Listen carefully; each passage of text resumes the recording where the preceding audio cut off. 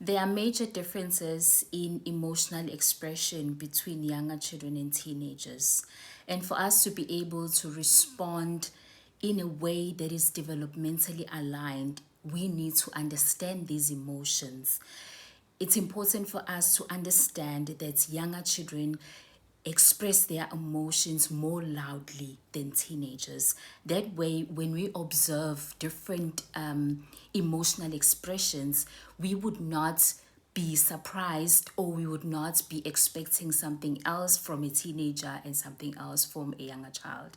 So in this video, I'm going to talk about differences in emotional expressions between younger children and teenagers, and I'm also going to give you five important ways and tips, suggestions of how you can best respond when it comes to younger children expressing their emotions and teenagers. So stick around.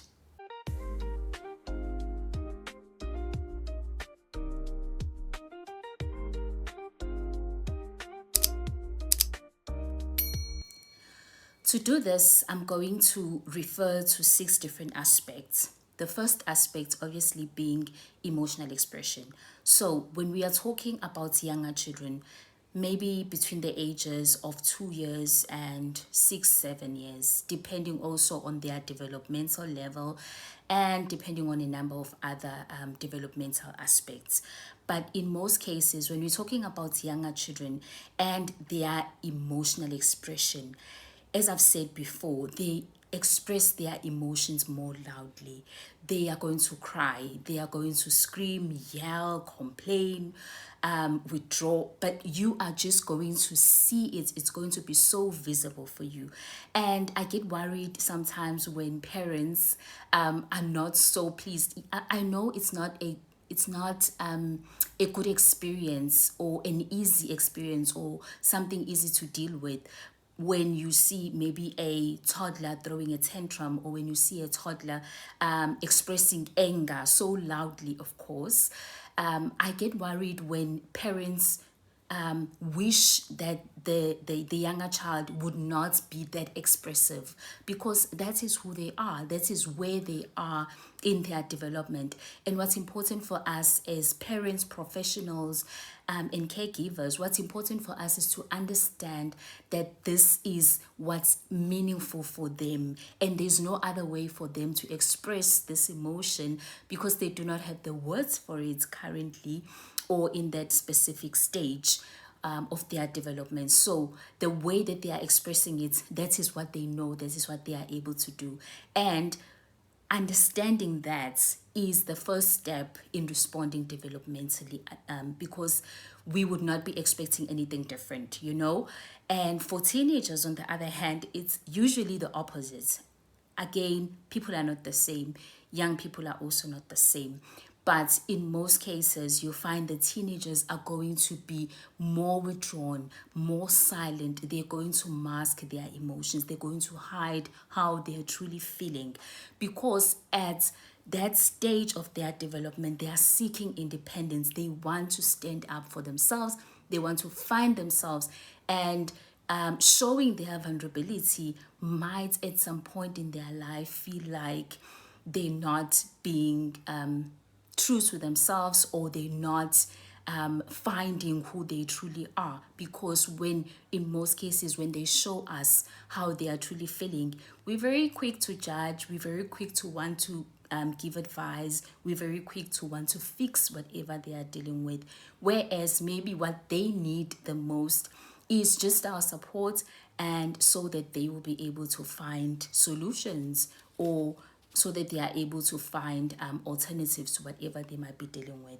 So that's the first difference: emotional expression, the way that they express their emotions. The second most important aspect that I want to touch on today is self-regulation.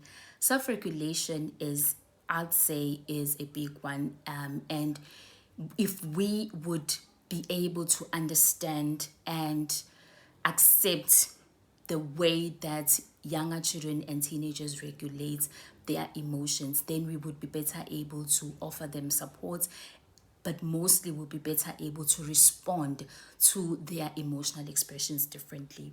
When we understand that a younger child is still struggling to regulate their own emotions, therefore they are struggling to regulate themselves, they need us to co-regulate. For example, if a younger child is struggling to calm down, if they are angry or if they are irritable, they depend on us as adults, as caregivers, as professionals to help them to calm down. We need to assist them. We need to be prepared to co-regulate, which is different from teenagers. Most of the time for teenagers, it's inconsistent. Sometimes they need us there, sometimes they don't. So it's important for us as well to understand if you are raising maybe a toddler and a teenager, the way that you respond to your teenager will be different from the way that you respond to your toddler, because you would understand that for them, their private space is important. By them, I mean teenagers. For them, their space is important. For a toddler, what they need, they do not need space. They will follow you around and they will want you to be there all the time. Sometimes it's a bit too much, but that's where they are and that's what they need. So self-regulation is completely different as well. So the next time you are dealing with an emotional expression from a child or young person, think about this. The way they regulate themselves is different. The third aspect that I want to talk about is understanding emotions.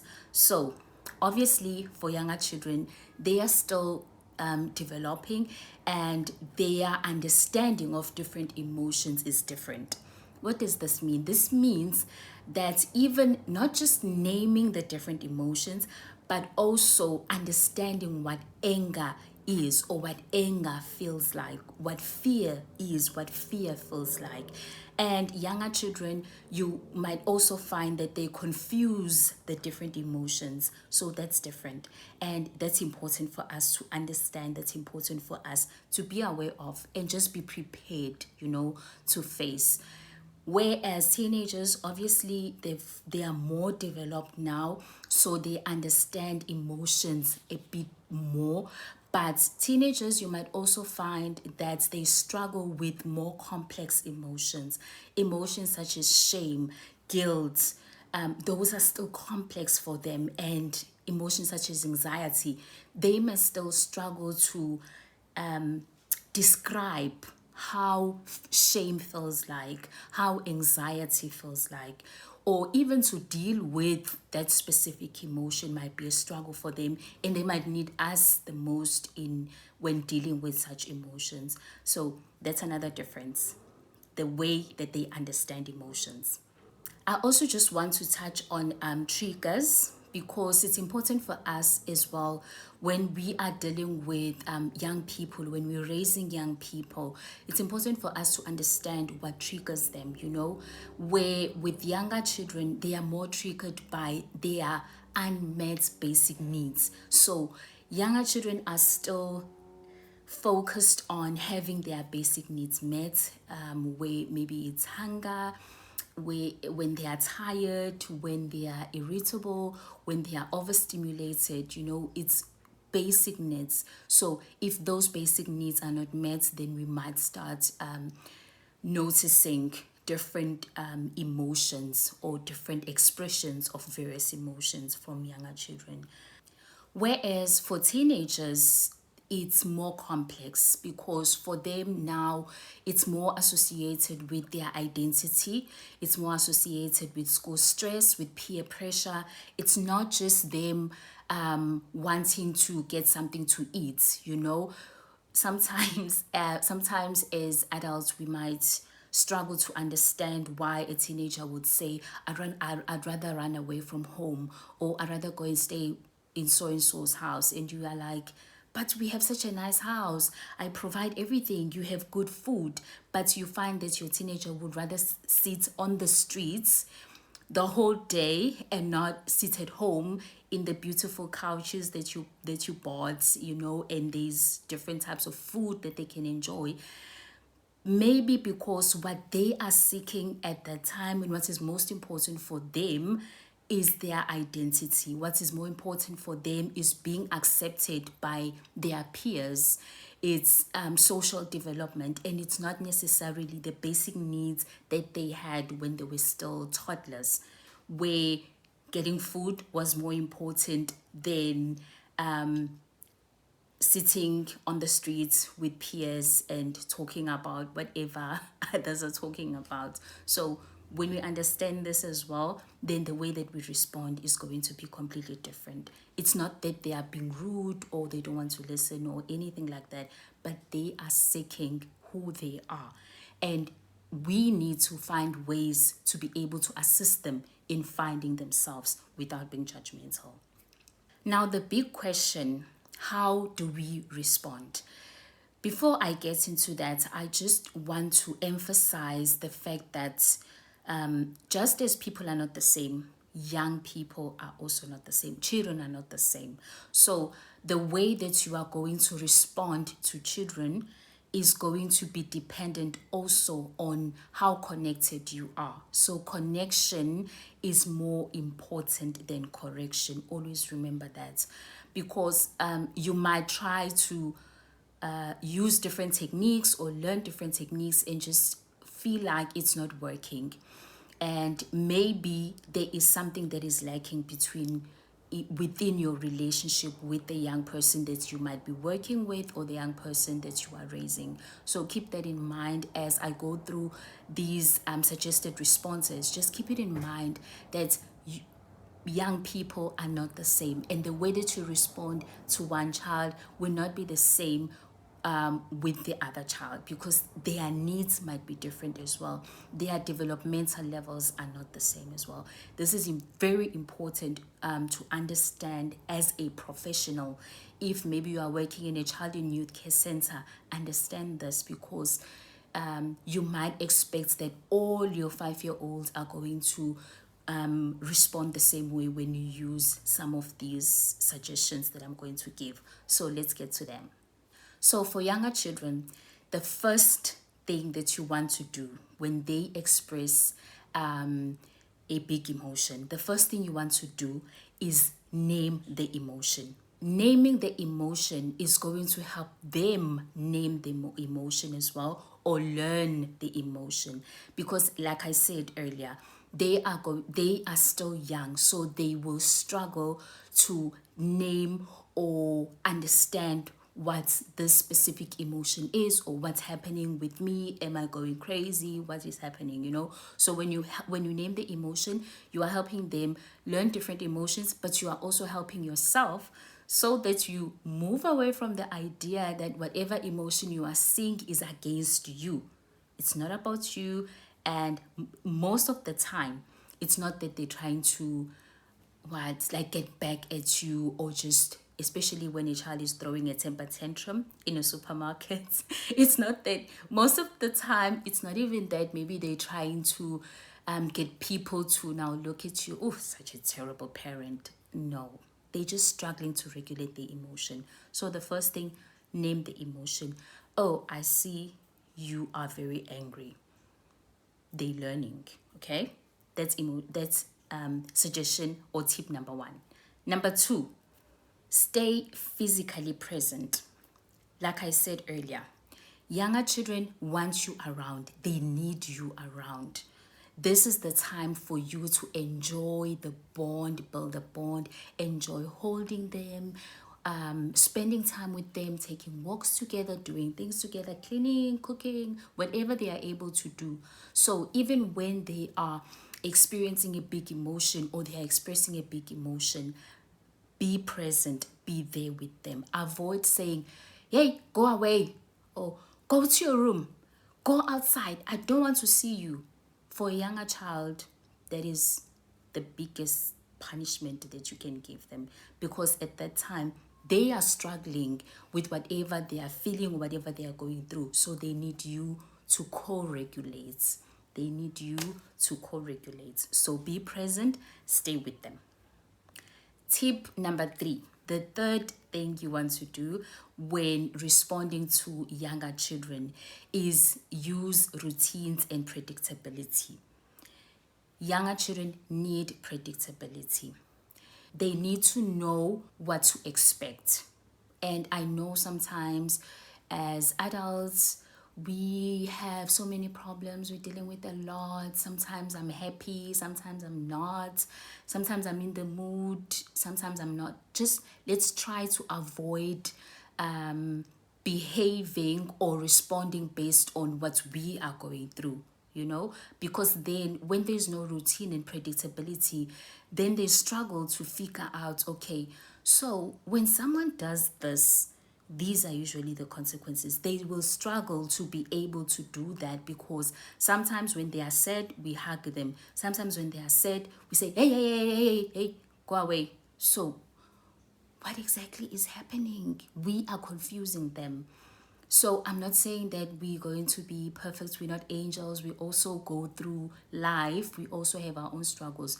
But let's try by all means to use routines, build a routine. We always see people talking about their routines on YouTube and TikTok, my morning routine, my skincare routine. Build a routine also for your child, so that when they are experiencing a big emotion, they know what we usually follow with mommy. When I'm feeling like this is what we usually do, so that it also helps them to find ways to calm down.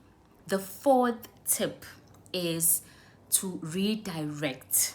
Okay, you want to redirect the behavior that you are seeing based on the emotion that they are experiencing. So you want to redirect and you want to offer choices. When the child is throwing tantrums, offering choices helps, because first you redirect them, so you are distracting them, from whatever is happening or whatever they are going through, and then you offer choices. Okay, fine, so you are insisting that you want a teddy bear. Never mind that we have so many teddy bears at home. Here is your choice. It's either you get a teddy bear or you get a car, but I'm not buying both, so you've given them a choice, and you make sure that it's choices that you, of course, support. That's tip number 4. Tip number 5, which is the last tip that I'm giving. So when you are responding to an expression of various emotions or big emotions from a younger child, it's important for you to remember that they are looking at what you are doing. So practice what you preach. At the end of the day, it doesn't matter much what we say. It's the same for us adults. If somebody is saying something to you and they do the opposite, then you're like, oh, okay. Because we pay more attention to what you do. So your children as well, they're going to learn from looking at you. So practice what you preach. Okay, quickly, let's talk about teenagers. Remember, if you want me to talk more about anything else when we are looking at emotional expression or responding to children's big emotions, just leave a comment below and I'll make sure to cover if there is a section that I did not cover, or if there's something that you are personally struggling with and you just want us to talk more about that. Leave in the comments below and we will talk about that. But I'm also curious to hear what you are doing. How are you responding to big emotions as a professional, as a parent, as a teacher, child and youth care worker, social worker? How are you responding to big emotions? Let's talk more. Okay, let's move on to teenagers. The first important tip when responding to big emotions expressed by teenagers is to respect their space. I did touch on this earlier. Just to emphasize, respect their space, okay? They need this space. It's important to them. Don't try to force them out of it or trick them. Just let them have the space. But what I want to emphasize here is be available. Be available. It's very easy for us, by us I mean professionals, parents, caregivers, guardian, grandparents. It's very easy for us to say, oh, okay, so we're not talking today, when they start to stop talking. So then we say, okay, we're not talking today. If you're not talking, I can do that as well, you know, and we start to imitate what they are doing, and we just don't talk the whole week. Even when they are ready to talk to us, we are just still there, because I mean, we have even more problems. So it works even better for us. Always remember that you are raising a future here. You are raising a future, and this child is your responsibility. So at the end of the day, you have to put yourself aside and focus on investing in this child's life. The second tip that I want to give is not to dismiss. Do not dismiss their emotion. Do not belittle their emotion, because what might seem small to you might be huge for them. So if then a teenager is ready to talk to you and they tell you why they are feeling the way they are feeling, the worst thing that you can do is be like, how, really? So that's it? No, it's not just that. That's it. For them, it might feel a lot heavier or a lot bigger than it would for you. So do not dismiss, do not belittle their emotion. In addition to that, do not overreact. You don't want to dismiss and you don't want to overreact. The next tip is to validate without fixing. So don't try to fix whatever it is that they're dealing with. Don't just jump with the solution. We might feel like we know everything. I mean, we've experienced it. Even if you do know what's going to happen, or even if you do know how to solve whatever problem or issue they're dealing with, don't jump in with the fixing. Don't jump in with the advice. First, validate what they are going through. I understand why you'd feel that way. That's really sad. Validate it. Accept it.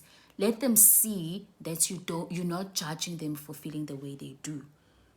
Even if you might not fully understand what they are going through, but you are accepting it, you validating it. The fourth tip that I want to give is to use emotional language, or to practice using emotional language. What I mean by this is, let's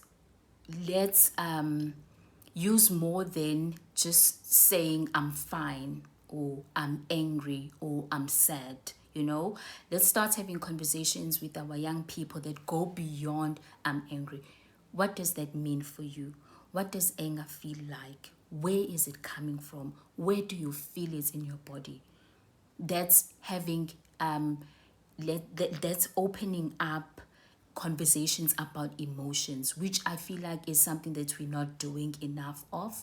So then our young people end up not even learning about different emotions. So they just struggle on their own to regulate something that they don't even fully understand. So let's have emotional language.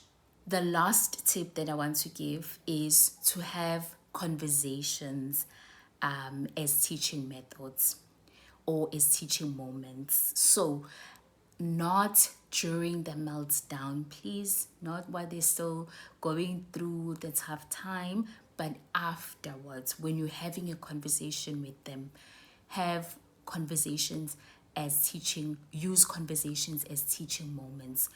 You want to use those moments to teach them something valuable that you were not able maybe to say when they were still going through the tough experience, or the tough time, or when they were still struggling with managing or regulating the big emotion. When you have the moment to talk about real life situations, give examples, give suggestions, tell them stories that they could relate to and that they could learn from. As I close, remember that younger children express emotions loudly, and teenagers are usually the opposite. But both younger children and teenagers need guidance. They both need support. So continue to do your best to raise strong children. Let's talk again in the next video. Let's continue to raise futures together.